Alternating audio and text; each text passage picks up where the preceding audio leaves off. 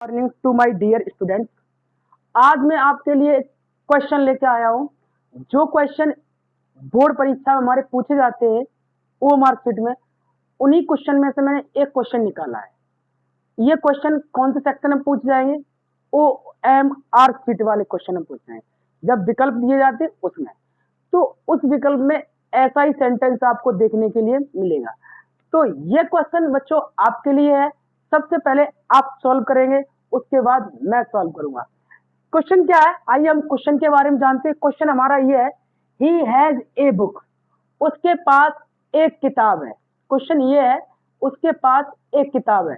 तो उसमें ऑप्शन दे रखा है, जो दिया गया सेंटेंस है, ऊपर वाला जो दिया गया सेंटेंस है, ऑप्शन नंबर ए, क्या ये प्रेजेंट परफेक्ट टेंस है, या ये पास्ट परफेक्ट टेंस है, या ये प्रेजेंट इंडेफिनिट टेंस है, या ये फ्यूचर इंडेफिनिट टेंस है।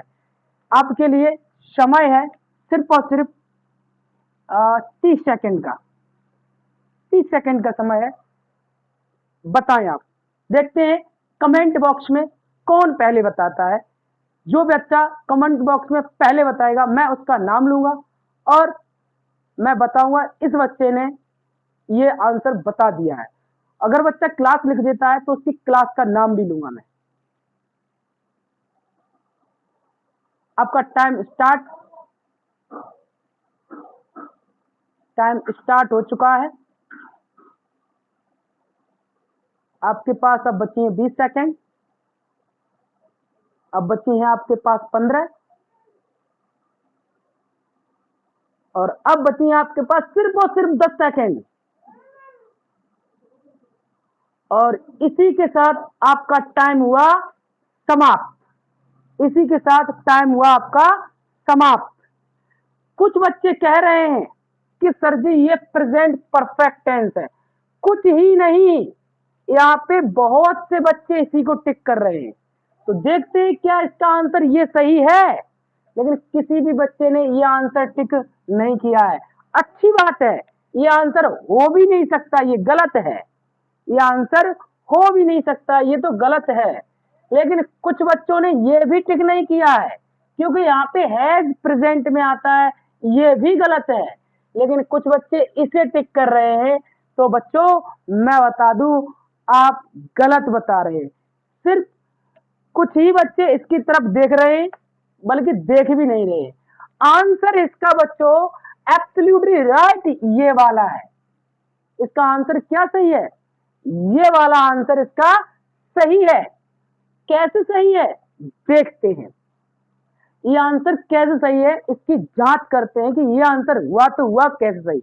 आज दो दिन तक हम ये पढ़ते चले आ रहे हैं, हैज, हैव, हैड। क्या पढ़ते चले आ रहे हैं? हैज, हैव व हैड का प्रयोग तो हमेशा परफेक्ट में होता है। किसमें होता है? परफेक्ट में। जब ये आते हैं तो आपका क्या बनता है? Present perfect. क्या बनता है? Present perfect. लेकिन जब ये आ जाता है तो क्या बनता है आपका? Past perfect. आज दो दिन तक हम यही चीजें पढ़ते आ रहे हैं, लेकिन आज आपको एक नई चीज और पढ़नी होगी। क्या है? देखो ये सेंटेंस हमारा प्रेजेंट इंडेफिनिट से है और फिर प्रेजेंट इंडेफिनिट से रहेगा हमेशा। अब देखिएगा, आपने पहचान क्यों नहीं पाया?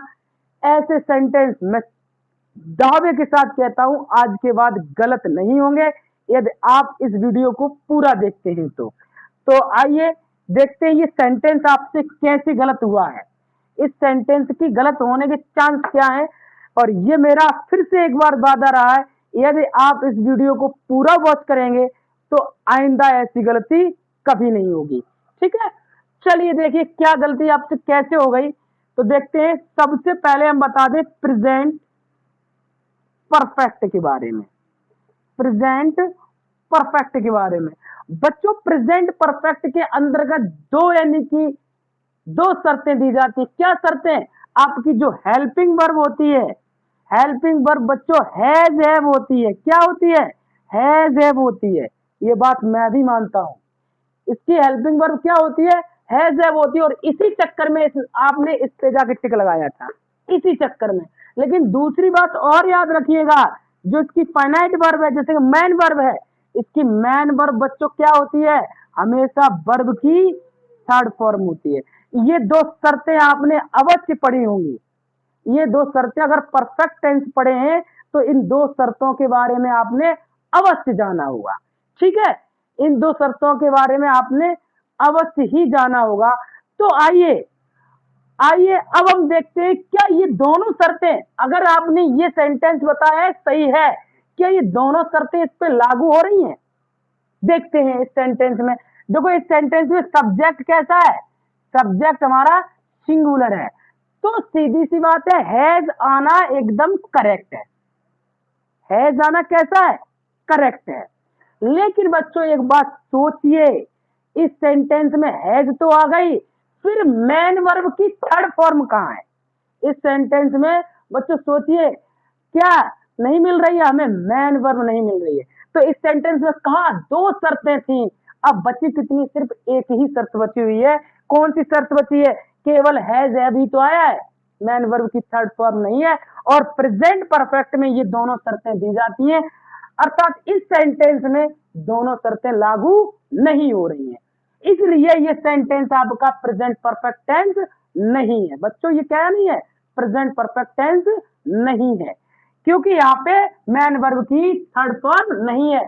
आपने अच्छे से पढ़ा होगा प्रेजेंट परफेक्ट टेंस में हेल्पिंग वर्ब होती है हैज हैव, लेकिन मैन वर्ब होती है थर्ड फॉर्म। और इस सेंटेंस देखो ए बुक एक नाउन है, कोई भी इसमें थर्ड फॉर्म नहीं है, तो ये सेंटेंस प्रेजेंट परफेक्ट नहीं है।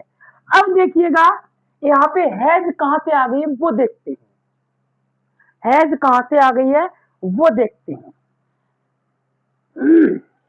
देखिए बच्चों, देखिए प्रेजेंट, इसकी भी अब बात कर लेते हैं, प्रेजेंट इंडेफिनिट टेंस कैसे निकला, ये प्रेजेंट इंडेफिनिट टेंस ये कैसे निकला, इसे भी हम देख लें।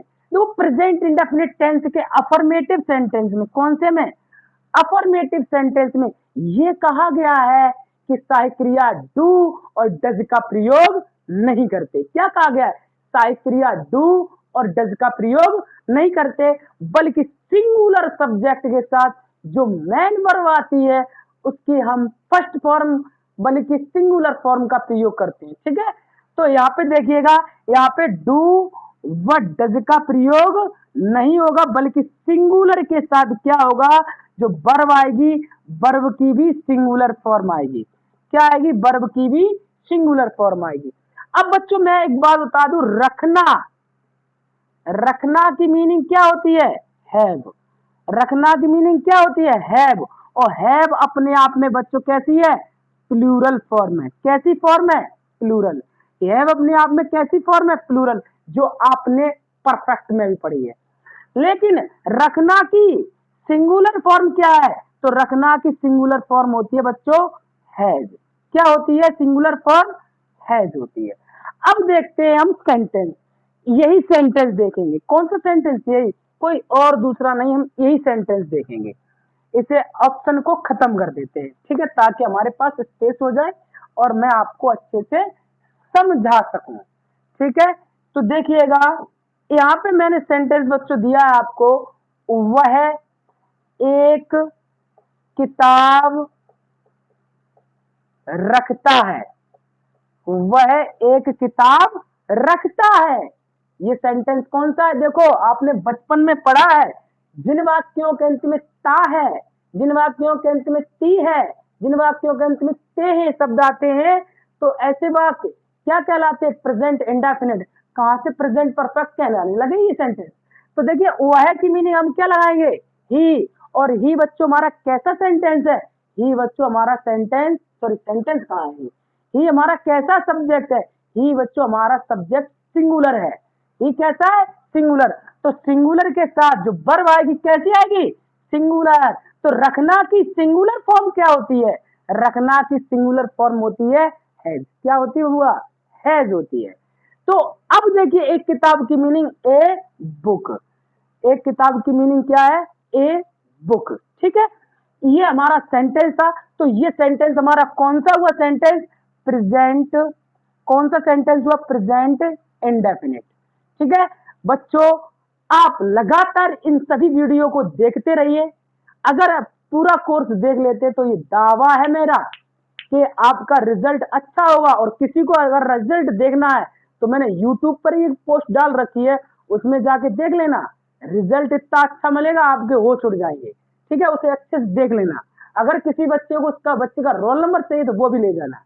ठीक है, तो ये सेंटेंस हमारा क्या है, प्रेजेंट इंडेफिनिट। और ऐसे ही सेंटेंस बोर्ड एग्जाम में पूछे जाने वाले ओमार सेक्शन में। ठीक है, तो चलिए आज हमने ये तो बता दिया ये सेंटेंस प्रेजेंट इंडेफिनिट है। अब ये कैसे बनते हैं, ये sentence use of has have कैसे होते हैं, यूज ऑफ हैज हैड वाले सेंटेंस कैसे हल किए जाते हैं, आज इनके बारे में हम विस्तृत जानकारी इसी वीडियो के माध्यम से लेंगे।